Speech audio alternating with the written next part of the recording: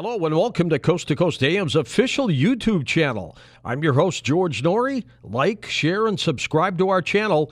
And you can also find us on Facebook, Twitter, and Instagram, and of course, on coasttocoastam.com. In a moment, we're going to talk about a television network that wants to air a live exorcism, plus police in Arizona. Did they hear something come over their two-way radios? And night terrors with Heidi Hollis next on Coast to Coast AM. And welcome back to Coast. George Norrie with you. Destination America set to make what it's calling television history this Halloween. The Discovery-owned cable network will air what it's deeming the first live televised exorcism in U.S. history. That'll be on Friday, October 30th. We, of course, will be having our Ghost to Ghost show that night, so what an evening that will be. Hey, you know what? Night terrors. How many of us have had them? They are horrible. Heidi Hollis back with us, founder and director of the UFO and Paranormal Discussion Group, UFO2U.com. Welcome back, Heidi. Hey there, George. How's it going? I'm fine. Hey, have you ever had a night terror yourself? Oh, gosh, yes. I think for a while there, I had them so bad, I honestly felt like there would just be no end to it. You really feel helpless with it. And the types that I had, I mean, they varied, honestly. I had the sleep paralysis and the bolting up in bed and swearing I'm seeing something, experiencing something.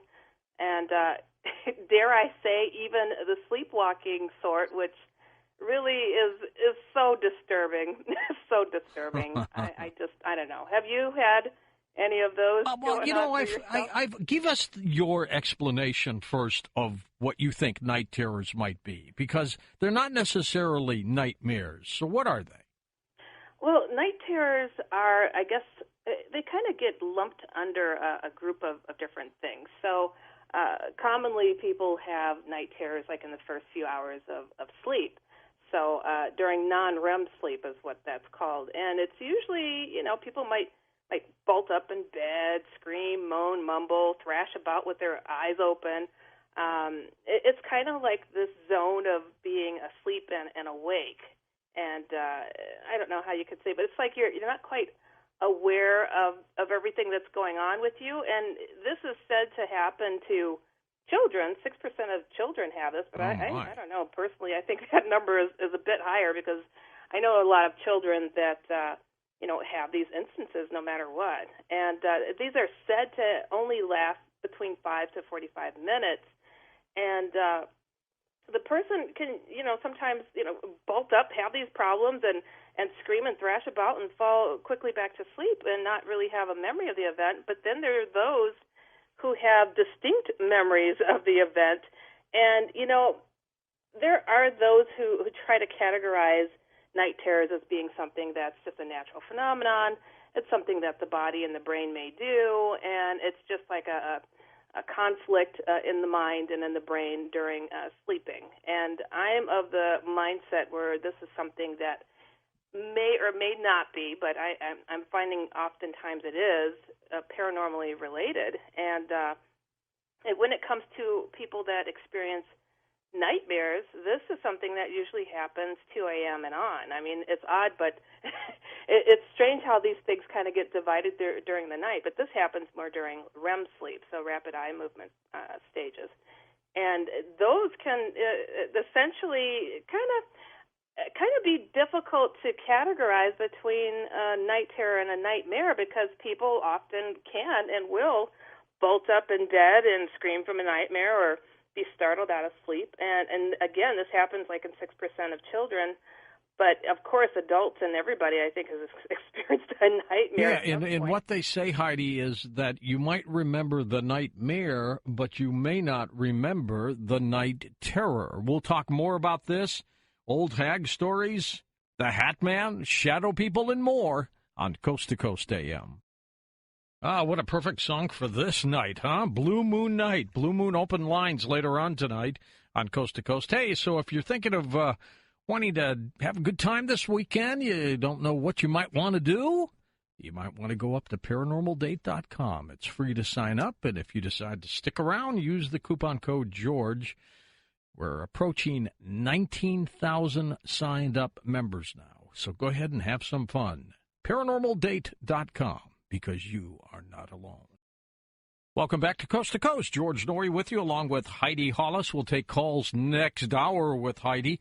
Heidi's got a number of works out there now. Heidi, how did you get involved in all this supernatural, incredible stuff? Oh, my gosh. I think everybody starts kind of with some personal experience, because for myself, I grew up in a haunted house, and it just catapulted me towards the topic of trying to figure out, the paranormal, starting off with ghosts, and then I saw some odd UFOs and looked into UFOs and recalled something kind of alien-related and looked into aliens, and then got bombarded with shadow people, and I couldn't find anything out there on the topic, and I'm like, well, gosh, I better figure out how to write a book and put it together, because I'm like, I can't be the only one experiencing this stuff. And then the Hat Man came creeping around, and I wrote a book on him, because he was probably the worst of all the creatures that I could have ever imagined.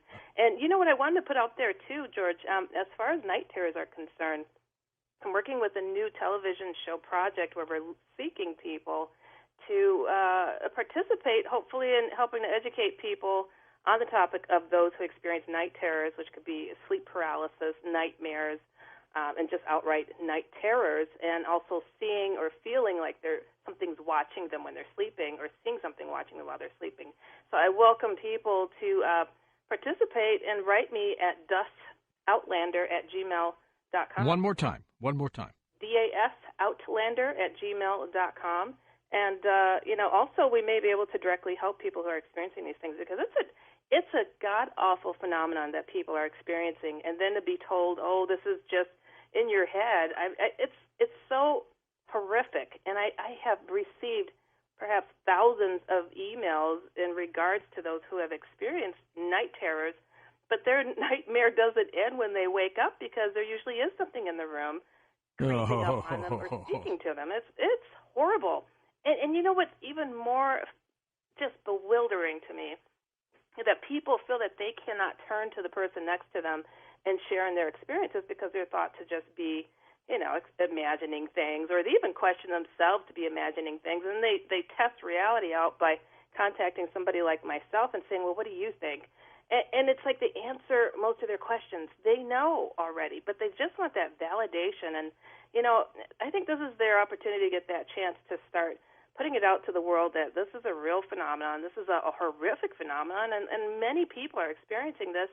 And as I entitled my book, my first book, called The Secret War, because I feel that people, they're waiting for this big battle in the sky. Oh, here comes the chariots and the fire and brimstone and the angels fighting it out, in the book of Revelations. But I think that things are happening, that a secret war has taken place already, but in the privacy of people's own home, their bedroom. And what a terrible way to be taken down when you're most vulnerable, asleep, and to have something so horrifically negative come and approach them and feel as if their soul is at risk. Truly, their soul at risk. And honestly, some of these stories that I get, and some of the ways that people have experienced shadow people in the Hat Man, these people truly have, fought and beat off death and been taken places. Why do these horror stories, Heidi, seem to always come from the bedroom at night? Because these things are cowards.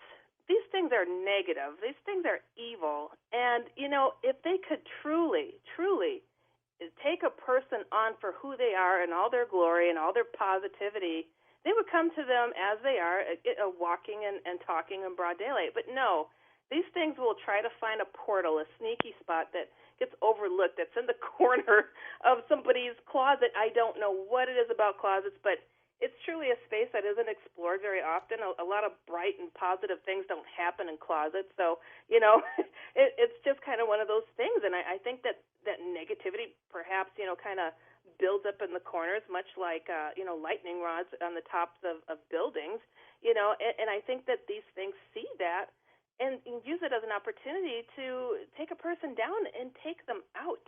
I mean, I cannot tell you how many emails I received and heard of stories of people who attempted suicide and don't quite remember because they do remember, though, seeing the Hat Man or shadow people just prior to such an event. And they're put in a intensive care like facility for those that are suicidal, and they're like, dude, really, I'm not suicidal. I saw something, and then they're like, oh, so you're schizophrenic now, and some of these people I know. I mean, it's just terrible. It's terrible what's going on, and I think that people need to start, stop pointing the finger and laughing at these topics and laughing at until it happens to them, Heidi. Then they don't laugh anymore, do they? Exactly. And you know what? I tell people it's not just a possibility that shadow people or the Hat Man is going to come to you at some point. It's a threat and near guarantee that at some point these things are going to come creeping around you or your family or somebody close to you. Can you go to bed with the closet door open? You know what, George? That's a good question.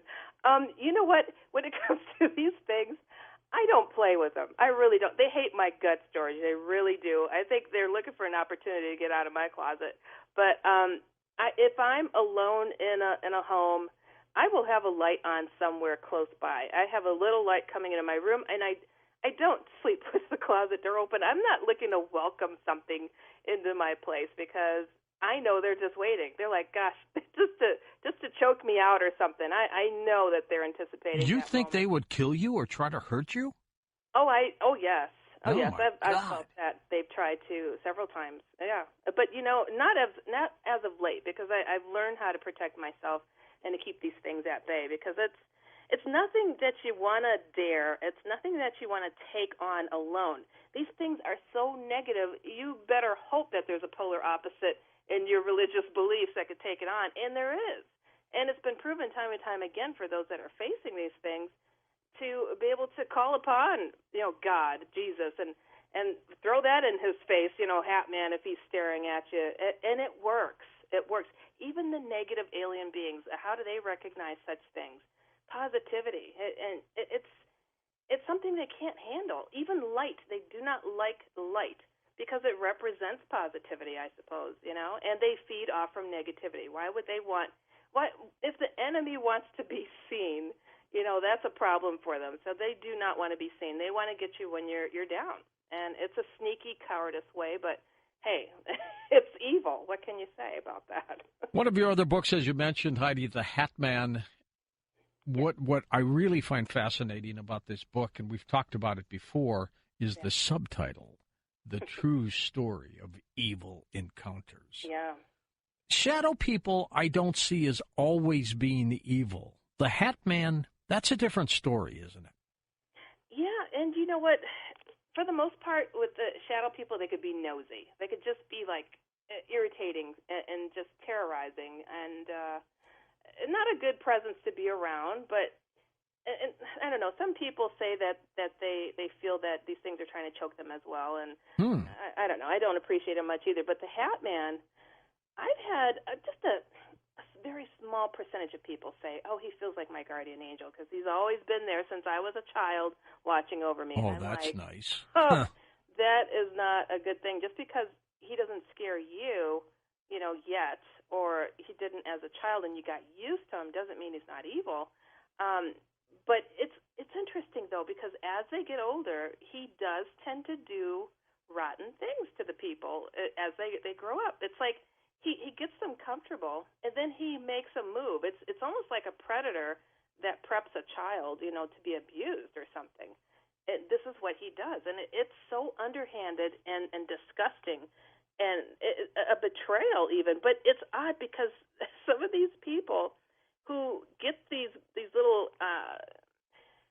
elements of betrayal from him will still trust him to an extent and still say, he's my angel, he's guardian. Why are they so foolish? I don't get it. I really don't. They'll argue with me on it, too, and I'm just like, look, that's your reality, go for it. I'm not here to tell you what your reality is. If that's what you believe, go with it. I am of the mindset that I didn't invite him in, and he's done some horrible things.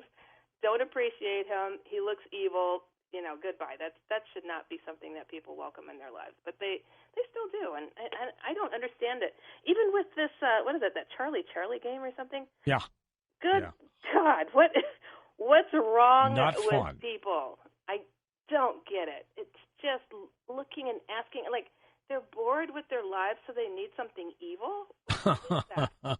Now, with the Hat Man, Heidi, Yeah. do we get reports that it's the same entity, or is it different?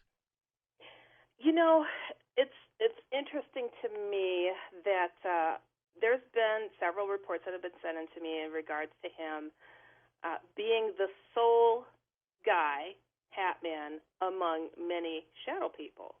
I've had a person that wrote in that said, I looked outside. There were just dozens of shadow people roaming in my front yard. I turn around. They're in the room, and there's a single Hat Man standing in the middle of them. What's interesting with him, he does like to change his outfits. I don't get it. Maybe he gets bored with his usual get-up. I don't know. But he'll wear like a flat – his typical thing is a flat, like, gaucho hat, kind of looking like Zorro with a long trench coat, three-piece suit. Does the hat change? The hat changes. It could be a top hat, a cowboy hat, isn't that something? A little derby-like hat. And you know what? Sometimes, though this is more rare, he has been seen in dark brown outfits, though it's the same kind of get-up. A cape. And now this is crazy, but he's even been seen in pinstripes, and the inside of his cape having been red on the interior. Do people ever see a face? Oh yeah. There's some people that have seen him so clearly, it's absolutely What burned in their memory. if you were to sit before a police artist and describe him? What did they say to you? How do they describe him?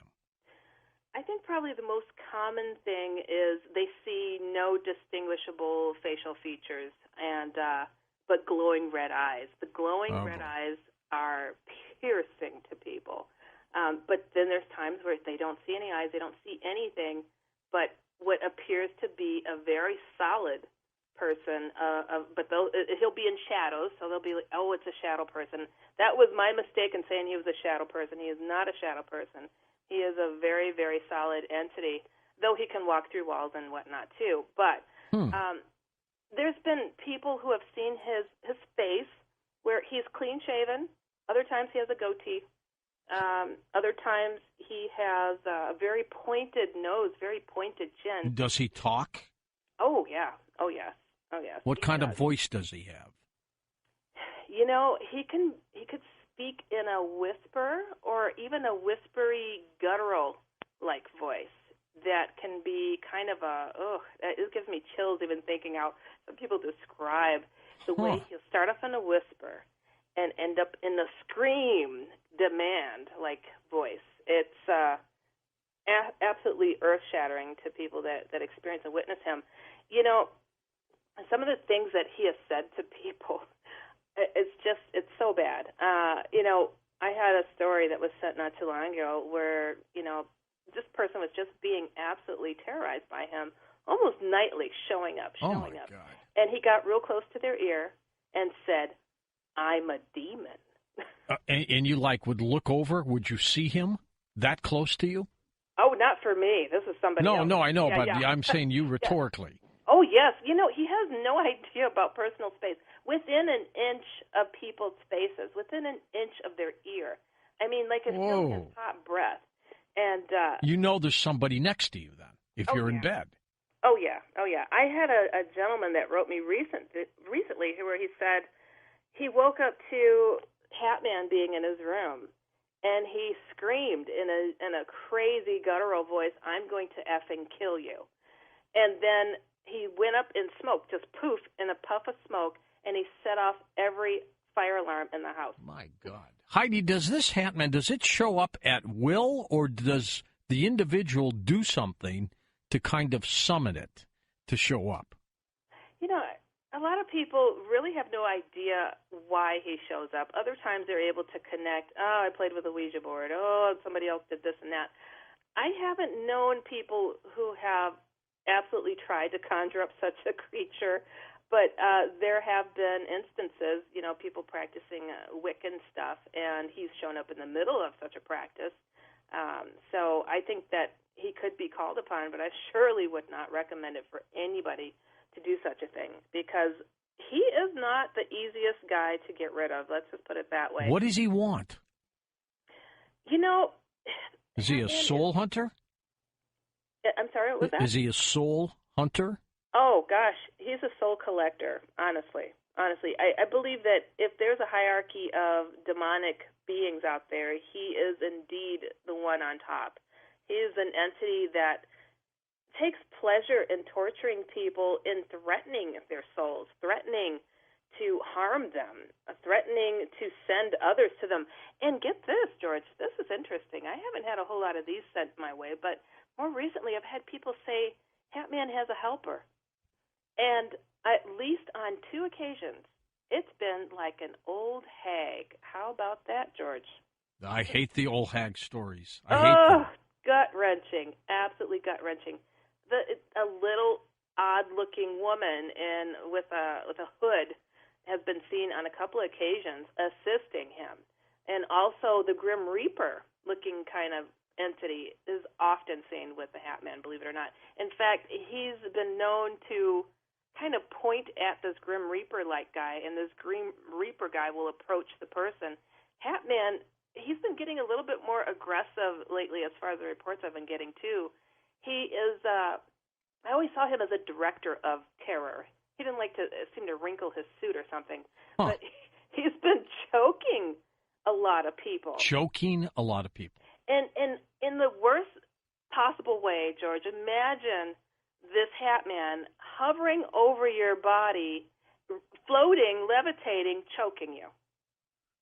Have there ever been any reports? You know, we hear stories of people dying in their sleep. It happened to a former wrestler.